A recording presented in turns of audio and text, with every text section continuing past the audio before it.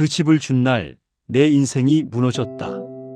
자식을 믿었던 68세 남자의 회고. 저는 김만수입니다. 올해 68.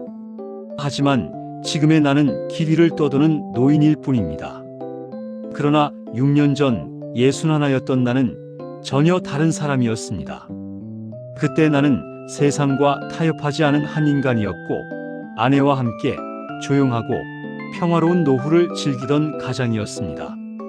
그때 나는 퇴직금을 받아 집 대출을 모두 갚고 아내와 함께 서울 변두리의 35평 아파트에서 은퇴 생활을 하고 있었습니다. 아침에는 구수한 된장찌개 냄새가 집 안 가득 퍼졌고, 베란다 햇살 아래서 신문을 읽거나 바둑을 두는 시간이 행복의 전부였습니다. 오후 2시가 되면 아내는 뜨개질을 하고 나는 낮잠을 즐기곤 했습니다. 그때의 모든 순간은 완벽하지는 않았지만 나는 충분히 만족하고 행복했습니다. 우리 부부에게는 단 한 명, 외아들 민수뿐이었습니다. 대기업에 다니던 그는 결혼 5년 차에 예쁜 손녀까지 안겨주었고, 나는 그저 자식 잘 키운 아버지라는 작은 자부심으로 만족했습니다. 손녀가 웃는 모습을 볼 때마다 세상 무엇과도 바꿀 수 없는 평화가 제 마음속에 스며들었습니다. 그러나 어느 날 저녁 민수가 나를 서재로 불렀습니다. 그때 나는 아직 몰랐습니다. 그 한마디가 내 인생을 송두리째 바꿔놓을 줄은. 아버지, 이 집 명의를 우리 앞으로 해주실 수 있을까요? 민수의 그 조심스러운 목소리에 나는 순간 얼어붙었습니다. 35년 동안 땀 흘려 장만한 집, 그곳이 우리의 노후를 지켜주던 유일한 공간이었기 때문입니다. 그럼 우리는 어디서 살라는 거냐? 나는 그렇게 물었습니다. 민수는 담담하게 그러나 단호하게 말했습니다. 아버지, 저희가 모시겠습니다. 부모님 불편하게 하지 않을 겁니다. 이름만 바꾸면 세금도 절약되고 대출도 유리해요. 그때 나는 그 한마디, 저희가 모시겠습니다 라는 말에 마음이 움직였습니다. 남들처럼 아들의 집 하나 마련해주고 싶은 아버지의 마음, 그것이 내 판단을 지배했습니다. 아내는 격하게 반대했습니다. 여보, 정신 나갔어요? 나중에 자식들에게 서운한 일 생기면 이 집이라도 있어야 든든한 거예요. 그러나 나는 아내를 다그쳤습니다. 당신은 왜 자식을 그렇게 못 믿나? 우리 민수가 어떤 앤데? 아들 잘 되는 게 우리가 잘 되는 길이다. 그렇게 나는 아내의 만류를 무시하고 아들과 세무사를 찾아갔습니다. 그리고 35년간 쌓아온 우리의 집을 아들에게 넘겼습니다. 그날 이후 처음에는 모든 것이 평화로워 보였습니다. 민수와 지연은 한층 살갑게 굴었고, 나는 그들의 밝은 미소 속에서 따뜻한 만족감을 느꼈습니다. 그날 저녁 근사한 외식을 대접받으며 나는 내가 옳은 결정을 했다고 믿었습니다. 그러나 그 믿음은 6개월 후 무너졌습니다. 일부 집안의 균열. 처음 변화를 느낀 건 며느리 지연이었습니다. 그전에는 눈이 마주칠 때마다 웃으며 아버님 하던 얼굴이 이제는 굳은 표정이 대부분이었습니다. 심지어 거실에서 나를 마주치면 고개를 숙이거나 다른 방으로 돌아가는 일이 잦아졌습니다. 그녀의 말투에서는 이전에는 없던 짜증이 묻어났습니다. 처음엔 작은 사건에서 시작되었습니다. 아내가 오래된 김치 냉장고 대신 작은 소형 냉장고를 우리 방 앞에 두려 했을 때 며느리는 돌아와 곧장 아들에게 쏘아붙였습니다. 여보, 저거 뭐야? 집도 좁은데 왜 자꾸 짐을 들여놔요? 그 말을 듣는 순간 나는 이해할 수 없었습니다. 내가 평생 사용했던 물건이 며느리 눈에는 방해물처럼 보였던 것입니다.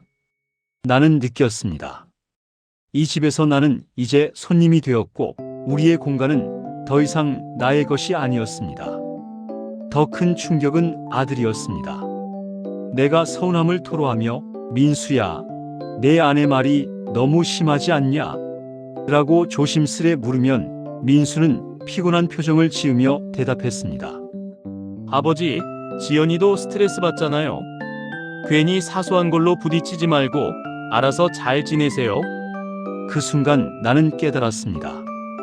아들은 이제 아버지의 서운함보다 아내의 기분을 우선시하게 되었다는 것을. 나는 그제야 아들이 이제 부모보다 자신과 아내를 우선하는 사람이 되었음을 직감했습니다. 그리고 그때부터 집안 곳곳의 모든 행동과 말이 눈에 들어오기 시작했습니다. 냉장고 문이 열릴 때, 창가 햇살이 비칠 때, 식탁 위에 잔잔한 소리까지 모두 나를 향한 경고처럼 느껴졌습니다. 나는 점점 집안에서 숨을 쉬는 것조차 힘들어졌습니다. 2부 배신의 선언. 며느리의 통화 한마디는 나를 완전히 무너뜨렸습니다. 솔직히 그 방만 없으면 우리 집 훨씬 넓을 텐데 언제까지 눈치 보면서 살아야 해? 그 방은 내가 20년 넘게 살아온 안방이었습니다. 나는 그 자리에서 굳어 있었습니다. 그때 느낀 심장은 차갑게 식어갔습니다. 내가 살던 집에서 쫓겨날지도 모른다는 불안보다 아들을 믿었던 마음이 깨지는 고통이 더 컸습니다. 며느리에게 직접 물었습니다. 지연아, 그때 내가 한 말은 무슨 뜻이니? 그녀는 담담하게 대답했습니다.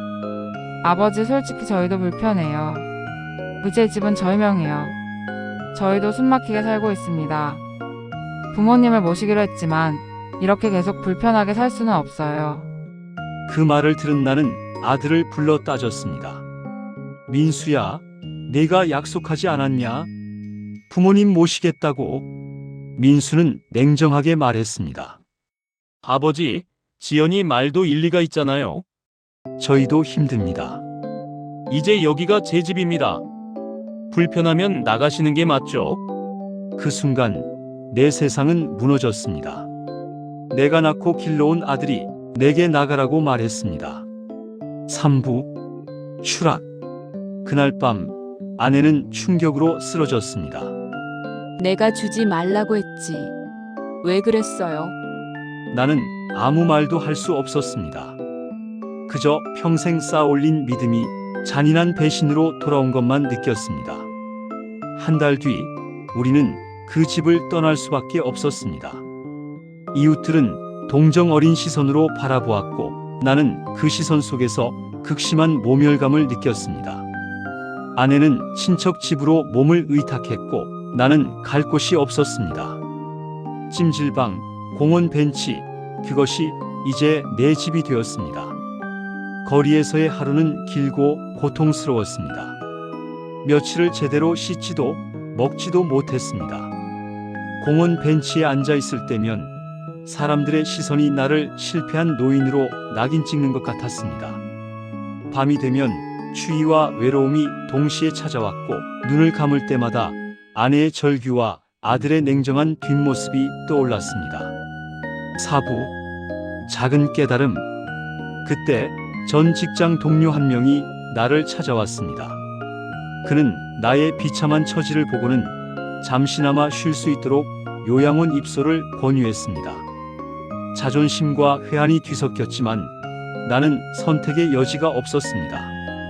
잠시 요양원 입소를 고려하던 중 나는 다시 공원 벤치로 돌아왔습니다. 그곳에서 나는 한 70대 할머니를 우연히 만났습니다.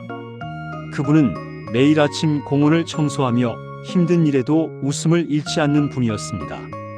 나는 그분에게 집을 잃고 아들에게 배신당한 일부 사연을 털어놓았습니다. 할머니는 잠시 침묵하시더니 담담하게 말씀하셨습니다. 내가 자네보다 가진 건 없어도 마음은 편해. 자네는 가진 것에 얽매여 마음까지 버린 거야. 그 한마디가 내 마음속 깊이 박혔습니다.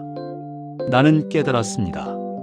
나는 집을 잃은 것이 아니라 집이라는 허상에 갇혀 삶의 주체성을 스스로 놓친 것이었다는 것을. 그 깨달음 이후 나는 스스로를 더 이상 피해자로만 여기지 않기로 결심했습니다. 길 위에 앉아 있는 나를 바라보는 사람들의 시선, 쏟아지는 비난과 동정, 그 모든 것에 나는 무너지지 않겠다고 다짐했습니다. 나는 작은 방 하나를 얻고 남은 돈을 모아 당장 할 수 있는 일을 찾기 시작했습니다. 그때부터 나는 폐지 수거를 시작했습니다. 아침 해가 떠오르기 전 몸이 얼어붙을 듯 추운 새벽에도 나는 거리로 나가 폐지를 줍고 가방에 담았습니다. 육체적으로는 힘들었지만 땀 흘려본 돈으로 밥을 사 먹는 순간 나는 비로소 삶의 무게와 주체성을 다시 느낄 수 있었습니다. 오후 다시 일어서기. 길 위에서 방황하며 삶의 밑바닥을 경험했지만 공원에서 만난 할머니의 말과 폐지 수거 일을 통해 나는 스스로를 지탱하는 법을 다시 배웠습니다. 나는 새벽부터 몸을 움직여 땀 흘리는 시간 속에서 잃었던 삶의 의미를 조금씩 되찾았습니다. 집과 아들이 사라진 자리에 나라는 존재가 비로소 홀로 설 수 있게 된 것입니다.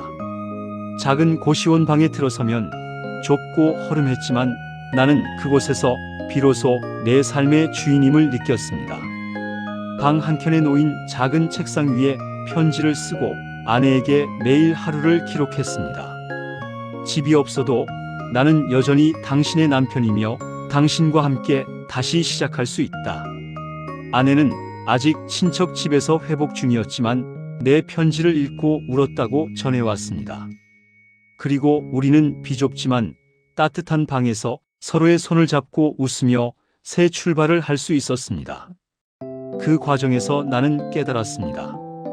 집이나 자식에게 삶의 의미를 기대하는 순간 우리는 스스로를 무너뜨릴 수 있다는 것을. 나를 지켜주는 것은 오직 나 자신 그리고 함께 버티는 아내라는 사실을. 육부 아들에 대한 마지막 편지. 나는 아들 민수에게 마지막 편지를 썼습니다. 민수야, 내가 집을 요구했을 때 나는 너의 미래를 위해 내 전부를 줬다.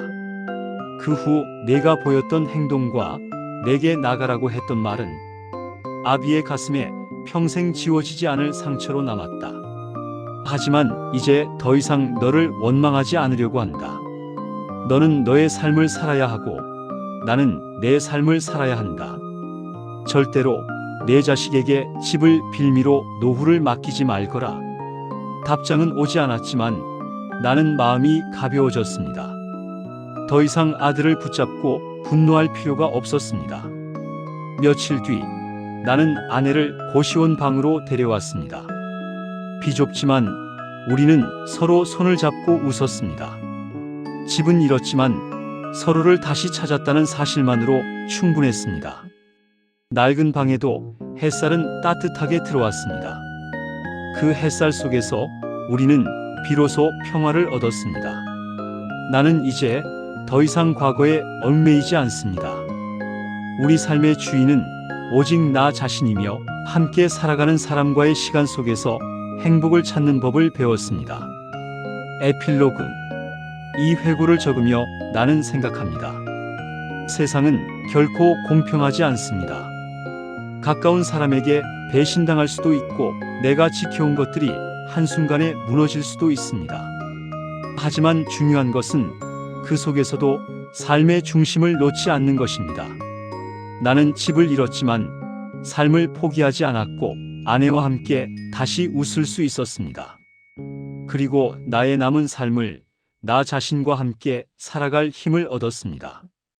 이 글을 읽는 이들에게 나는 부탁합니다. 자식에게 모든 것을 기대하지 말고 내 삶의 주인은 오직 나 자신임을 기억하길 바랍니다. 그 길만이 진정한 평화와 행복으로 이어집니다.